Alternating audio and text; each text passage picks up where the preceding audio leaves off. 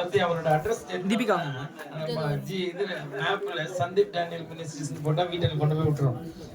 அந்த அளவுக்கு ஒரு சின்ன சின்ன சபை ஊழியம் செய்யறவங்களுக்காக நான் சொல்றேன் ஒரு சின்ன டிப்ஸ் மாதிரி. அவருடைய செய்தி ஒரு சின்ன சின்ன ஷார்ட்ஸ் போடுவார். அது அது ரொம்ப பிரயோஜனமா இருக்கவங்களுக்கு அந்த ஒரு ஷார்ட்ஸ்ல நீங்க நிறைய மெசேஜ் எடுக்கலாம். அந்த அளவுக்கு ஒரு கண்டென்ட் அவருடைய மெசேஜஸ்ல இருக்கும். எனக்கு ரொம்ப பிடிக்கும். நம்ம வந்து கொஞ்சம் பேஸ் பண்ணி ரொம்ப ஸ்ட்ராங்குங்கிறதுனால நிறைய பேர் பேசுனா எடுக்காது. ஆனா ஒரு சிலருக்கு வந்து ரொம்ப கேட்சியா இருக்கும். அவருடைய எல்லா மெசேஜஸும் நான் கேட்பேன். இல்லை ஒன்றும் அப்பப்போ அந்த இதெல்லாம் பண்ண மாட்டேன். அந்த அந்த இதுல நான் மறந்து அந்த முடிக்கிடுவேன் நான். ஏன்னா அதுல இருந்து எனக்கு 10-15 மெசேஜ் வந்துடும். அதனால அந்த கவனத்திலே போயிடுவேன் தவிர மற்றபடி அவர் நம்ம மத்தியில இருக்கிற எனக்கு ரொம்ப சந்தோஷம். ரொம்ப நேசிக்கிறவர். என்ன பிரச்சனைனா எனக்கு வந்து இந்த ஃப்ரெண்ட்ஷிப்பை மெயின்டைன் பண்ணவே தெரியாது. இந்த முறை கூட அவர் தான் எனக்கு கால் பண்ணாரு. அது ஒரு பெரிய விஷயம். நான் மைண்ட்ல இருக்குது, நம்ம பேசலாம் பேசணும்னு நினைக்கிறேன். ஆனா அவர் எனக்கு போன் பண்ணிருக்க, நான் போனை எடுக்கல. அப்புறம் பார்த்தா நான் மிஸ் கால் பார்த்து திருப்பி அவருக்கு அடிச்சேன். ஐயா இல்லையா அந்த பக்கம் வந்து அவங்கள பாக்குறானே அவங்கள நம்மளை நேசிக்கிற ஒரு சிலர் நிச்சயமா இங்க இருக்கணும்னு நினைச்சேன். சில பேர் பார்த்ததுனால விஷ் பண்ணுவாங்க, சில பேர் விஷ் பண்றதுக்காகவே பார்ப்பாங்க. அது மாதிரி ஒரு குரூப்பை சேர்ந்தவர் அருமையான ஊழியக்காரர். அவங்க மத்தியில இருக்க ரொம்ப சந்தோஷம். அவர் நம்ம மத்தியில ஒரு சில வார்த்தைகளை பேசுவாங்க. கரங்களை தட்டி தயவு செய்து எல்லாரும் பிள்ளைங்களா கீழே இருக்கிறவங்க மேல வந்துருக்குமா, யாரும் எல்லாரும் தயவு செய்து நிக்காதீங்க. மேல வந்து ஜோன் எல்லா பிள்ளைங்களை குரல் கொடுத்துரு, எல்லாரும் வந்து உட்காந்துருங்க. எல்லாம் தயவு செய்து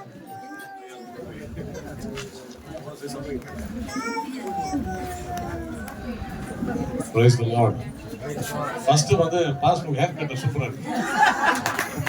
அதான் முதல்ல நான் சொல்லணும்னு இருந்தேன். ஃபர்ஸ்ட் பார்த்தோம்னா 10 வருஷம் வயசு கம்மி ஆயிடுச்சு பாஸ்போர்ட் ஹேர் கட். நம்மளுடைய ஸ்டைல் தான் எது இருந்தாலும் அட்ஜஸ்ட் பண்ணி மேனேஜ் பண்ணிட்டு போகணும். கரெக்டா பாஸ் ஐயா சூப்பர். சலூன்ல போகும்போது நம்ம ராஜுல பசங்க நம்ம அண்ணியம்மா பாரு அவங்கள போல முடி வெட்டுங்கன்னு சொன்னேன். அதே மாதிரி வெட்டி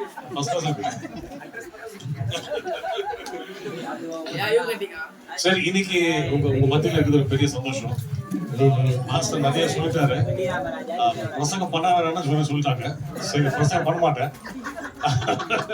ஏன்னா முதலாவது இது மாதிரி மைக்கு கொடுக்குறதே பெரிய தப்பு. நீங்க பண்ற பெரிய தப்பு இதுதான். பிரசங்க கிட்ட மைக்க கொடுத்தீங்கன்னா மைக்க வைக்க மாட்டோம் தெரியும். தைரியமா கொடுத்துருக்காங்க. அந்த நம்பிக்கைக்காக நான் பேசாம இருக்கிறேன். எத்தனை வருஷம் ஆச்சு? இன்னைக்கு 14 years. 14 வருஷம். மத்தேயு புத்தகத்துல பாத்தீங்கன்னா ஜீனாலஜி ஆஃப் கிரைஸ்ட் போட்டுருக்கோம். எவ்ரி 14 years 14 வருஷத்துல ஒரு சீசன் மாறும். ஸோ இது ஒரு சீசன் தான். என்ன சொல்றீங்க? 14 இயர்ஸ்ல வந்து ஒரு சீசன். ஒரு ஆமென் சொல்றீங்களா? பைபிளையும் பாத்தீங்கன்னா கரெக்டா 14 வருஷத்துல ஒரு சீசன் மாறும். அடுத்த ஜெனரேஷன் உண்டாகும்.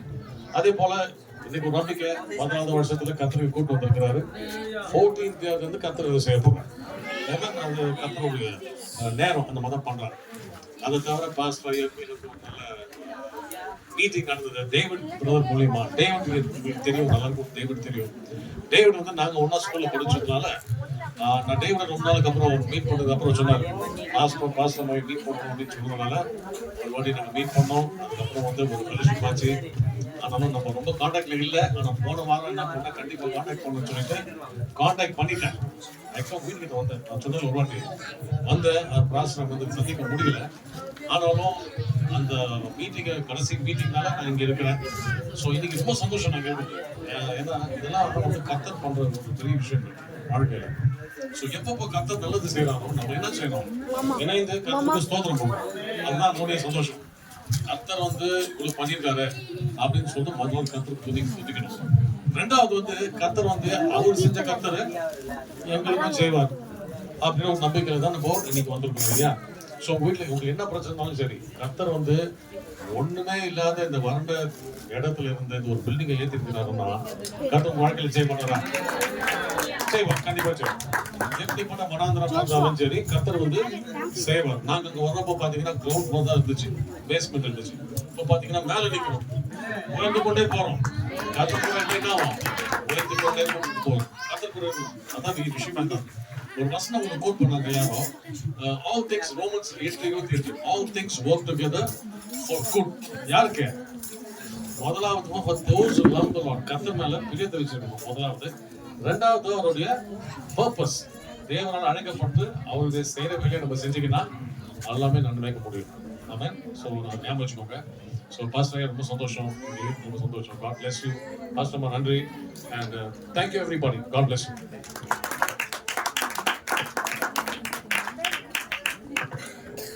பாஸ்டர் நான் சொன்னதை என்ன தப்பா நினைச்சிட்டாருன்னு நினைக்கிறேன்.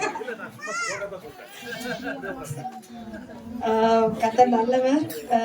அவங்க வந்தோடனே நான் சொன்னேன் அவங்க நல்ல ஒரு குட் பைபிள் டீச்சர். அவங்க சொன்னோடனே சொன்னாங்க பார்த்தீங்களா, 14th ஒவ்வொரு 14th இயர் கம்ப்ளீட் ஆகும்போதும் ஆண்டவர் ஏதோ ஒரு காரியத்தை செய்தார் அப்படின்னு. உண்மையாகவே அதையே இந்த மக்னாயம் சபைக்கு தேவ ஊழியராக கர்த்தர் வெளிப்படுத்தின பதினால நம்ம எல்லாமே அதை ரிசீவ் பண்ணுவோம். கர்த்தர் 14 ப்ராபஸியாக கர்த்தர் கொடுக்கிறார்.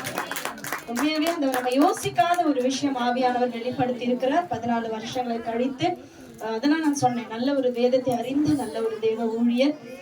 அன்றைக்கு நன்றி செலுத்துறேன். அவங்க எல்லாம் இருக்கிறது, ஏன்னா எப்பவுமே மினிஸ்டர் எங்களோட கேட்பாங்க எப்படி போகுது மினிஸ்ட்ரி எப்படி போகுதுன்னு கேட்டுக்கிட்டே இருப்பாங்க. அதனால நாங்க ரொம்ப சந்தோஷப்படுறோம் பாஸ்ட் எங்க கூட இருந்ததுக்காக நன்றி செலுத்துறேன். இப்பொழுதும் நம்ம மத்தியில் இருக்கிற நம்முடைய சபையினுடைய போதகர் பாஸ்டர் அவர்கள் தன்னுடைய சாட்சியை பகிர்ந்த பிறகு இன்னும் ஒரு சில காரியங்கள் முடிச்சுட்டு நம்ம லஞ்சுக்கு நம்ம ப்ரிப்பேர் ஆகி போகலாம். நம்மளுடைய அப்பாசல்ஸ் 3 மணிக்கு நம்மளோட கனெக்ட் இப்போ சொல்லிக்கிட்டே இருக்காங்க இல்லையா, டேவிட் பிரதர், ஜென் சிஸ்டர். அவங்க ஒரே ஒரு தடவை தான் இந்தியா 2 ட்ரிப். அதுக்கப்புறம் எங்களை பார்த்த பிறகு அவங்க வந்தாங்க. ஒரு ட்ரிப்பு நம்ம அக்கா இங்க இருக்காங்க, அங்கிள் இருக்கிறாங்க. நான் சொன்னேன் அக்காவை அங்கிள் இப்போ நம்ம மத்தியில இல்லை, அங்கிளும் அவங்களும் ஃபேமிலி ஃப்ரெண்ட்ஸ். அவங்கள மீட் பண்ண வரும்பொழுது அங்கிள் நம்மளோட இருந்ததுனால நம்மளுடைய ஊழியத்தை பத்தி சொல்லி எனக்கு ஒரு டைம் அங்கிள் வந்து நாங்கள் வாரம் திங்கட்கிழமை கண்ணகி நகர் மினிஸ்ட்ரி போவோம். நாங்கள் போயிட்டு வந்துட்டோம். அப்போ அங்கிள் வந்து உண்மையாவே நான் ஒரு சின்ன வயசுலயே அப்பாவை இழந்ததுனால அப்பாவுடைய ஆக்டிவிட்டிஸ் எல்லாம் எப்படி இருக்கும்ன்றத நான் அங்கிள் கிட்ட தான் நான் பார்ப்பேன். நான் ரொம்ப நிறைய சண்டை போடுவேன், ரொம்ப சண்டைலாம் நடக்கும். அக்காவுக்கு தெரியும் நல்லா நிறைய. லாஸ்டா கூட ஒரு 4 இறக்க போறாருன்னா எனக்கு செம்மையா சண்டையை போட்டு வந்துட்டேன். எதுக்குன்னா இந்த அப்பா ஃபாதர் பசங்களுக்கு ரொம்ப சப்போர்ட் பண்ணின்னு இருப்பாரு அவரு. நான் சொன்னேன் உங்களுக்கு அவங்கள தெரியுமா என்ன தெரியுமா, எப்ப பார்த்தா நீங்க அந்த பசங்களுக்கு தான் சப்போர்ட் பண்றீங்க. இல்லம்மா புரிஞ்சுக்க, நீ ஊழியக்காரி, அடிக்கடி அங்க சொல்ற நீ ஊழியக்காரி, நீ பாஸ்டர்மா அப்படின்னு. அதெல்லாம் கிடையாது அங்கிள், நீங்க ரொம்ப அப்படின்னா. நான் லாஸ்டா வந்தேன், மறுநாள் அங்கிள் தன்னுடைய ஆண்டவரோடு கூட போய் அவங்க சேர்ந்தாங்க. அதனால அன்பு வந்து எப்பவுமே சண்டையில தான் இருக்கும் இல்ல.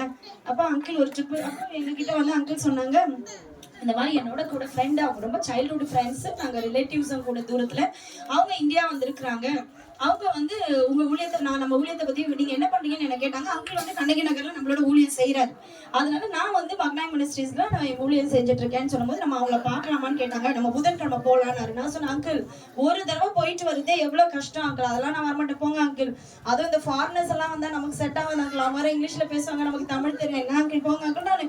நான் சும்மா ஜோவியெல்லாம் சொல்றேன், நான் வரவே மாட்டேன்னு சொல்லிட்டேன். வேண்டாம் அங்கிள், நம்ம ரம்யா அங்கிள் அவங்கள பாக்கணும். இல்லம்மா நீ வா, இப்பதானே அங்கிள் போனா நம்ம நெக்ஸ்ட் வீக் போய்க்கலாம். அப்ப அங்கிள் சொன்னார் இல்ல அவங்க கிளம்புறாங்க நெக்ஸ்ட் வீக் அவங்க போயிடுறாங்க. அப்புறம் ஐயா சொன்னாரு இல்ல அண்ணன் சொல்றாரு அதனால நம்ம போலாம், ஜோ அண்ணன் சொல்றாருல அதனால நம்ம போலாம். நீங்க நம்பவே மாட்டீங்க, பிடிக்காத நான் வெட்னஸ்டே